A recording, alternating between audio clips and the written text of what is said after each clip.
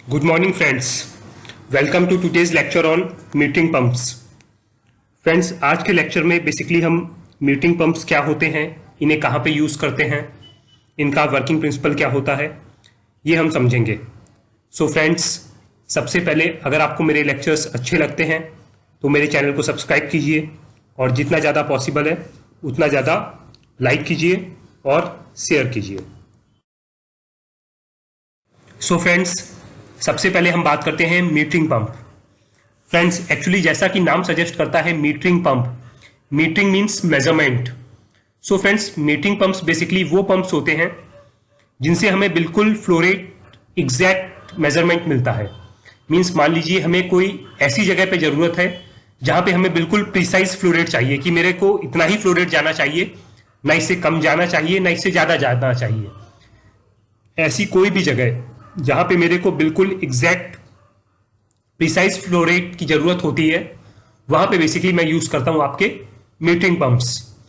इसका जो फ्रेंड्स आपका मीन्स डिलीवरी का रेट रहता है वो आप वेरी भी कर सकते हैं, बट जो भी आप रेट वेरी करेंगे वो बिल्कुल प्रिसाइज होगा, वो एक कांस्टेंट फ्लो रेट देगा. एंड फ्रेंड्स, आपके ये जो पंप्स होते हैं ये इनकी कैपेसिटी होती है, ये आपका हायर फ्लो रेट्स पे भी डिस्चार्ज कर सकते हैं. बिकॉज आपका बेसिकली ये जो पंप्स होते हैं ये पॉजिटिव डिस्प्लेसमेंट पंप्स होते हैं, सो ये आपका हायर डिस्चार्ज प्रेशर पे भी इजिली डिस्चार्ज कर सकते हैं. They are typically made to meter at flow rates which are practically constant. Friends, इनकी डिजाइन कुछ इस तरीके से रहती है कि ये आपको over a period of time आपको एक प्रिसाइज फ्लो रेट देंगे. लाइक जहां पे भी आपको बेसिकली प्रिसाइज फ्लो रेट और कम फ्लो रेट्स की जरूरत होती है वहां पे बेसिकली हम मीटरिंग पंप्स यूज करते हैं. लाइक मान लीजिए कहीं पे आपको किसी केमिकल की डोजिंग करना है, आपको मान लीजिए 10 लीटर पर आवर या फिर 20 लीटर पर आवर या 50 लीटर पर आवर, इतना आपको प्रिसाइज फ्लो रेट चाहिए. तो फ्रेंड्स, ऐसे केसेस में हम बेसिकली प्रेफर करते हैं मीटरिंग पंप्स, बिकॉज मेरे को फ्लो में वेरिएशन बिल्कुल भी अलाउड नहीं है.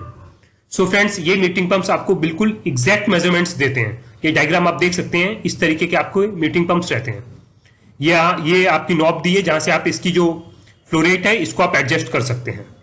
सो फ्रेंड्स, याद रखिएगा कि जो मीटरिंग पंप्स होते हैं ये वहीं पे हम यूज करते हैं जहां पे मुझे काफी ज्यादा प्रिसाइज फ्लो रेट्स की जरूरत होती है. फ्रेंड्स, अब बात करते हैं बेसिकली मीटरिंग पंप्स कितने टाइप के होते हैं. सो फ्रेंड्स, बेसिकली आपको 5 डिफरेंट टाइप्स के मीटरिंग पंप्स देखने को मिलेंगे. Piston type metering pump, peristaltic type metering pump, diaphragm type pump, plunger type pump and gear type of metering pumps. Friends, जो बेसिक आपको मीटरिंग पंप्स मिलेंगे वो maximum इन्हीं 5 टाइप के आपके होते हैं. सो फ्रेंड्स, इन सब के बारे में मैं डिटेल में आगे की स्लाइड्स में डिस्कस करूंगा. नेक्स्ट एग्जांपल है पिस्टन पंप. सिमिलरली जैसे हमने प्लंजर पंप की बात की, पिस्टन पंप के केस में एक पिस्टन होता है. फ्रेंड्स देखिए, जैसे ही ये पिस्टन आपका पीछे की तरफ मूव करेगा आपका इनलेट वाल्व ओपन होगा. ये देखिए फ्रेंड्स, पिस्टन पीछे को मूव किया, इनलेट आपका ओपन हुआ, मटेरियल अंदर आ गया. अब फ्रेंड्स, ये बिकॉज यहाँ पे वैक्यूम क्रिएट है तो मटेरियल अंदर आया. इसके बाद में पिस्टन में आपको अंदर की तरफ मूव किया, इनलेट वाल्व बंद हो गया है और आपका मटेरियल को निकलने के लिए बाहर की तरफ का वॉल्व खुल गया, मटेरियल बाहर चला गया. ये जो दोनों वॉल्व्स लगे हुए होते हैं ये बेसिकली आपके अनआरवीज होते हैं, non returning valves, non returnable valves, या फिर आपका चेक वॉल्व्स भी इनको कई बार बोलते हैं. और इन वॉल्व्स का काम ओनली वन डायरेक्शनल फ्लो ही करना रहता है. फ्रेंड्स, इसमें देखिए, the piston displaces the available volume. जो पिस्टन है वो जितना भी अवेलेबल वॉल्यूम है उसको डिस्प्लेस करता है and increases the pressure of the fluid to be pumped. और इसका जो प्रेशर है वो बढ़ा के इसको बाहर की तरफ डिस्चार्ज करता है. The suction valve closes and the pressure valve open the way into the process area for the pressurised fluid. जो इनलेट वाल्व है वो क्लोज होता है और डिस्चार्ज वाल्व आपका ओपन होता है, जिसकी वजह से ये जो मटेरियल है ये आपका बाहर की तरफ रिलीज हो जाता है. फ्रेंड्स, अब हम बात करते हैं peristaltic pump. Friends, actually peristaltic pump के केस में आप इस डायग्राम को गौर से देखिए. आप इस डायग्राम को गौर से देखेंगे तो फ्रेंड्स यहां पे आप देखिए एक आपका होज है, इस होज के थ्रू आपका मटेरियल आ रहा है और अंदर एक ये आपका रोटर लगा हुआ है. ये रोटर क्या करता है बेसिकली, आप ये देखिए फ्रेंड्स, यहाँ पे जब इस पोजीशन पे आता है रोटर तो ये इस ट्यूब को दबाता है और जब इस पोजीशन पे आता है तो वो ट्यूब आपका दोबारा एक्सपेंड करता है. सो फ्रेंड्स, होता क्या है पेरिस्टाल्टिक पंप के केस में, the fluid is contained with in a flexible होस। जो भी मेरा इनलेट फ्लूइड है ये बेसिकली एक फ्लेक्सिबल होस के अंदर मूव करता है, ये एक पंप की केसिंग के अंदर मूव करता रहता है। जो पंपिंग का प्रिंसिपल है वो बेसिकली ये रहता है कि अल्टरनेट कंप्रेशन और रिलैक्सेशन की वजह से आपका ये जो फ्लूइड इसके अंदर मूव कर रहा है वो एक जगह से उठाया जाता है और दूसरी जगह डिस्चार्ज किया जाता है। फ्रेंड्स दोबारा रिपीट करता हूं, अच्छे से समझिएगा। पेरिस्टाल्टिक पंप के केस में बेसिकली आपका जो भी फ्लूइड है जो आपको पंप करना है वो एक फ्लेक्सिबल होस के अंदर मूव करता रहता है। यहां पे आपका एक रोटर लगा हुआ है, इस रोटर के एक्शन को आप गौर से देखिए तो ये एक जगह आपका कंप्रेशन करता है और दूसरी जगह ये आपका रिलैक्सेशन देता है। सो फ्रेंड्स इस कंप्रेशन और रिलैक्सेशन की वजह से बेसिकली इसने इस पार्ट से फ्लूइड को पिक किया और बेसिकली यहां पे ले जाके इसने फ्लूइड को डिस्चार्ज कर दिया। सो फ्रेंड्स पेरिस्टाल्टिक पंप की वर्किंग आपको इस डायग्राम को देख के इजिली क्लियर हो जाएगी कि आपका पेरिस्टाल्टिक पंप बेसिकली किस तरीके से काम करता है। So friends moving to next slide. Friends third type होता है मेरा डायफ्रागम पंप। इसका भी बेसिक वर्किंग प्रिंसिपल बिल्कुल सेम है। आप डायग्राम को थोड़ा कायदे से देखिए। इसके केस में एक डायफ्रागम होता है, ये डायफ्रागम आपका आगे पीछे ये एक फ्लेक्सिबल डायफ्रागम होता है, इसका ये आगे पीछे होता रहता है। सो फ्रेंड्स इस डायग्राम को आप कायदे से देखिए तो जैसे ही ये डायफ्रागम पीछे को मूव करता है आपका इनलेट वाल्व ओपन होता है, मटेरियल अंदर आता है। जैसे ही ये पिस्टन आगे की तरफ मूव होता है आपका डायफ्रागम, ये आपका डायफ्रागम की लाइन है फ्रेंड्स, आपका डायफ्रागम इस मटेरियल को बाहर की तरफ ट्रांसफर करता है तो तब इनलेट वाल्व बंद हो जाता है और मटेरियल बाहर की तरफ रिलीज हो जाता है। फ्रेंड्स देखिए, when the diaphragm is extended or whatever is being pumped is stuck into the diaphragm chamber through the intake line। जैसे ये पीछे की तरफ मूव किया आपका जो भी मटेरियल है वो इंटेक हो गया। दिस इज द इंडक्शन और सक्शन स्ट्रोक, ये बेसिकली आपका कहलाता है सक्शन स्ट्रोक।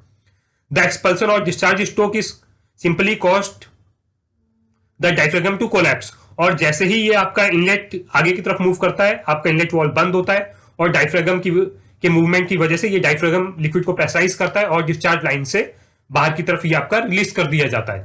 सो फ्रेंड्स होप आपको डायफ्रागम पंप भी क्लियर हो गया होगा।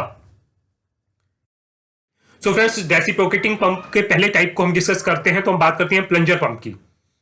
फ्रेंड प्लंजर पंप के केस में आप देखिए ये आपका इनलेट है, जैसे ही आपका ये पिस्टन बाहर की तरफ मूव किया आपका लिक्विड यहां से इन हुआ और आपका डिस्चार्ज वाल्व बंद हो गया। इसके बाद में जैसे ही ये पिस्टन मेरा नीचे को मूव करता है मेरा डिस्चार्ज वाल्व ओपन होता है और मटेरियल यहां से रिलीज हो जाता है।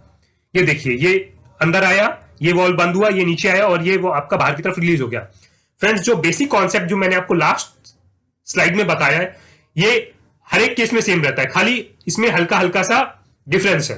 Like plunger pump displaces the available volume through its own volume and increases the pressure of the fluid to be pumped.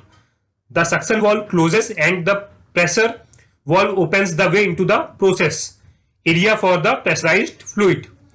Friends इसके केस में आपका जितना भी ये प्लंजर का वॉल्यूम है उतना ही वॉल्यूम का पानी आगे मूव करेगा। फ्रेंड्स होप आपको प्लंजर पंप क्लियर हो गया होगा। इसके केस में एक प्लंजर होता है, जो आपका प्लंजर मीन्स एक आप रॉड बोल सकते हैं, एक सॉलिड रॉड, वो रॉड आपका मूव करता रहता है। उसी के हिसाब से जैसे ही रॉड आपका बाहर मूव किया हल्का सा आपका वैक्यूम क्रिएट होगा, इनलेट वाल्व खुलेगा, मटेरियल इन आएगा, फिर आपका प्लंजर नीचे मूव किया, इनलेट वाल्व बंद होगा, डिस्चार्ज वाल्व खुलेगा और मटेरियल आपका बाहर की तरफ रिलीज कर दिया जाएगा। फ्रेंड्स अब बात करते हैं बेसिकली हम गियर पंप की वर्किंग के बारे में। तो फ्रेंड्स अगर आप गियर पंप की वर्किंग देखेंगे तो यहां से देखिए इस डायग्राम को, यहां से आपका जो फ्लूइड है वो फ्लूइड आपका इन हो रहा है। यहां आपके दो गियर्स लगे हुए हैं, ये दोनों के दोनों गियर्स एक दूसरे की अपोजिट डायरेक्शन में मूव कर रहे हैं। सो फ्रेंड्स इनके मूवमेंट की वजह से होता क्या है, आप इन बबल्स को देखिए, ये अपने अंदर फ्लूइड को ट्रैप करते हैं और उसको कैरी ओवर करते हैं दूसरी साइड में। सो फ्रेंड्स जब ये दोनों के दोनों आपके मूव करते हैं गियर्स तो ये जो सक्शन वाला पॉइंट है जहां मेरा पॉइंटर रखा हुआ है ये बेसिकली यहाँ पे एक लो प्रेशर का जोन क्रिएट करते हैं। वो लो प्रेशर का जोन क्रिएट होने की वजह से बिकॉज यहाँ पे आपकी वेलोसिटी इंक्रीज होती है, वेलोसिटी इंक्रीज होती है तो आपका प्रेशर डिक्रीज होता है एज पर बर्नौलीज थ्योरम, जिसकी वजह से आपका जो फ्लूइड है वो फ्लूइड अंदर की तरफ मूव करता है और फिर ये इन गियर्स के साथ में फंस जाता है और बाहर की तरफ ले जाके इसको बेसिकली ये गियर पंप्स डिस्चार्ज कर देते हैं। फ्रेंड्स दोबारा समझाता हूं, इस केस में बेसिकली दो गियर्स आपके मूव कर रहे हैं, दोनों की डायरेक्शन एक दूसरे से उल्टी है। इनके मूवमेंट की वजह से ये जो सक्शन वाला पॉइंट है यहाँ पे एक निगेटिव सक्शन का जोन क्रिएट होता है जिसकी वजह से ये आपका फ्लूइड को अंदर की तरफ मूव करवाता है। आफ्टर दैट ये इन गियर्स के साथ में एंट्रैप हो जाता है और ये गियर्स इसको बेसिकली बाहर की तरफ मूवमेंट करवा देते हैं। So friends, gear pumps use the actions of rotating gears to transfer the fluids. The rotating element develops a liquid seal with the pump casing and creates suction at the pump inlet, जैसा कि मैं आपको बता चुका हूं। So friends, hope आपको gear pump की working बिल्कुल क्लियर हो गई होगी। फ्रेंड्स, अब हम बात करते हैं possible problems with the metering pumps. Friends, अगर हम पॉसिबल प्रॉब्लम्स की बात करें तो बेसिकली हमें पीआरवी हमेशा लगाना चाहिए जब भी हम मीटरिंग पंप्स यूज करते हैं, बिकॉज ये आपके बेसिकली पॉजिटिव डिस्प्लेसमेंट पंप्स होते हैं। और पॉजिटिव डिस्प्लेसमेंट पंप्स के केस में आपका एक कॉन्टिन्यूअस प्रेशर बिल्डअप होता रहता है। अगर उसको डिस्चार्ज नहीं मिला, इन दैट केस आपके जो पॉजिटिव डिस्प्लेसमेंट पंप्स हैं ये आपके इवन लाइन या फिर पूरे की पूरी पंप की बॉडी तक को डैमेज कर सकते हैं। So as a safety measure always use a PRV, pressure relief valve. Second, it is not good for pumping gases, because अगर आपकी कोई भी गैसेस एंट्रैप होती हैं, इन दैट केस इसकी जो एफिशिएंसी है आपकी मीटरिंग पंप्स की वो काफी ज्यादा डिक्रीज कर जाती है। सो फ्रेंड्स, ये बेसिकली दो प्रॉब्लम्स हैं जो हम मीटरिंग पंप्स के केस में कई बार फेस करते हैं कि अगर आपका कोई भी, एक तो पीआरवी हमेशा होना चाहिए as a safety point of view, और दूसरा आपका कभी भी कोई भी गैस एंट्रैप नहीं होनी चाहिए, या फिर कोई एयर बबल्स आपके एंट्रैप हो गए तो उससे जो मीटरिंग पंप्स होते हैं इनकी एफिशिएंसी काफी ज्यादा ड्रॉप हो जाती है। सो फ्रेंड्स, इस स्लाइड में बेसिकली हम बात करेंगे यूज ऑफ मीटरिंग पंप्स, कि मीटरिंग पंप्स का यूज कहां पे किया जाता है। सो फ्रेंड्स, मीटरिंग पंप का बेसिकली हम यूज करते हैं लाइक डिसइंफेक्शन करने के लिए। अगर डिसइंफेक्शन के लिए बेसिकली हम यूज करते हैं sodium hypochloride. So friends, sodium hypochloride की डोजिंग करने के लिए बेसिकली हम आपका एक फिक्स्ड रेट से डोजिंग के लिए आपका मीटरिंग पंप्स यूज करते हैं। Second, pH adjustment, like maximum of जो मेरे प्रोसेसेस होते हैं उनमें मेरे को 7 के आसपास पीएच चाहिए रहता है। तो ये पीएच मेंटेन करने के लिए इधर आपका सल्फ्यूरिक एसिड या फिर कॉस्टिक, आपको जिस भी चीज की डोजिंग करना है वो बेसिकली हम मीटरिंग पंप की हेल्प से करते हैं। क्रोजन इनहिबिटर्स, जिसमें हम एमीन या फिर अदर सब्सटेंस का यूज करते हैं स्केलिंग और फाउलिंग को बचाने के लिए। After that, flocculent and coagulant chemicals, जो लार्ज टैंक्स होते हैं जहां पे पॉजिटिव चार्ज केमिकल्स रहते हैं उनको बॉन्ड करने के लिए नेगेटिव चार्ज आयंस के साथ में, वहां पे भी हम as a flocculating and coagulating agents को डालने के लिए बेसिकली वहां पे भी हम मीटरिंग पंप्स का ही यूज करते हैं। सो फ्रेंड्स, और भी काफी सारी जगह हैं जहां पे हम मीटरिंग पंप्स का यूज करते हैं, बट ये मैंने आपको कुछ बेसिक यूजेस यहाँ पे कंफर्म किए हैं। सो फ्रेंड्स, मीटरिंग पंप्स के लेक्चर में बस इतना ही। होप आपको मीटरिंग पंप के सारे कॉन्सेप्ट्स क्लियर हो गए होंगे कि कितने टाइप के मीटरिंग पंप्स होते हैं, उनका क्या यूज होता है। अगर फ्रेंड्स आपको किसी भी तरीके का डाउट है तो प्लीज कमेंट जरूर कीजिएगा, आपके कमेंट का रिप्लाई किया जाएगा। फ्रेंड्स, कल के लेक्चर में बेसिकली हम डिस्कस करेंगे एक कॉन्सेप्ट होता है थर्मोसाइफन। थर्मोसाइफन क्या होता है, उसका हम कहाँ पे यूज करते हैं, उसके क्या एडवांटेजेस होते हैं, ये सारी की सारी चीजें हम कल देखेंगे। So friends, till then good bye, have a nice day.